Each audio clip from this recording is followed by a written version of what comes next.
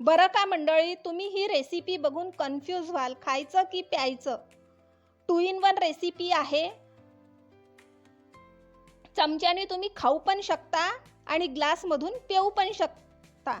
चला तर मग आता आपण रेसिपीला सुरुवात करू. 4 आंबे स्वच्छ धुवून घेतले आणि आता याचा पल्प काढायचा आहे. पल्प काढून घेतला 4ही आंब्याचा. या प्रकारे जसं मी व्हिडिओमध्ये दाखवत आहे तसं काढून घ्यायचं आहे पल्प. पूर्ण आंब्याचा पल्प निघालेला आहे. आता हे मिक्सरमध्ये आपण फिरवून घेऊ, मिक्सर जारमध्ये.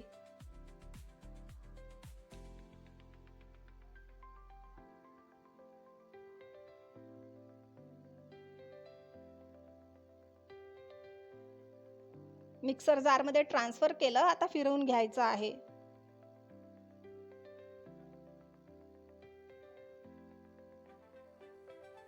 हे बघा फिरवून झालेलं आहे. छान पेस्ट तयार झालेली आहे. आता यात साखर नाही घातलेली आहे मी. याला मिश्री म्हणतात.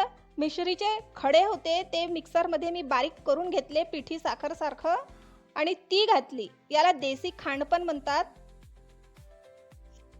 आता साखर आणि मीठ घालून थोडं मीठ घातलं आणि मिक्सर जारमध्ये आणखी एकदा फिरवून घेतलं. आता हे मिश्रण एका बाउलमध्ये काढून घेतलं.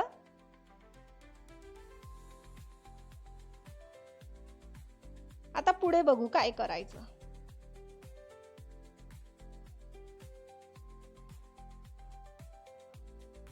आता 2 ग्लास घेतले, त्यात फ्रेश क्रीम घातलं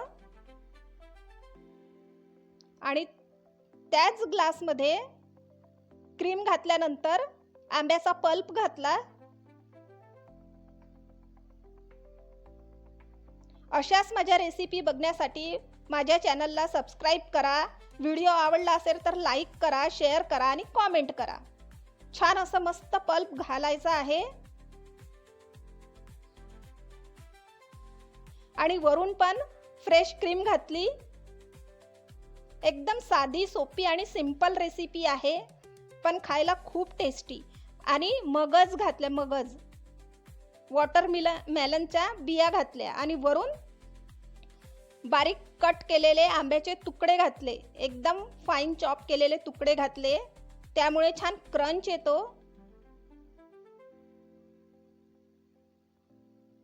हे बघा आपली रेसिपी तयार आहे. दिसायला पण खूप सुंदर दिसते, खूप टेस्टी आहे. एकदम साधी सोपी, खायला तेवढीच टेस्टी आणि कलर बघा किती सुंदर दिसतोय. मस्त. थंड थंड करून फ्रीजमध्ये करून ठेवा आणि थंड थंड खा किंवा प्या. तुम्ही पण ही रेसिपी ट्राय करून बघा. आंब्याचा सीझन आहे आता, करून बघा ट्राय. कोणी पाहुणे आले त्यांना पण तुम्ही देऊ शकता. तुम्ही यावर पुदिना किंवा गुलाबाच्या पाकळ्या किंवा ड्राय फ्रूट्स पण वेगवेगळ्या प्रकारचे घालू शकता. मी एकदम साधी आणि सोपी केली ही रेसिपी.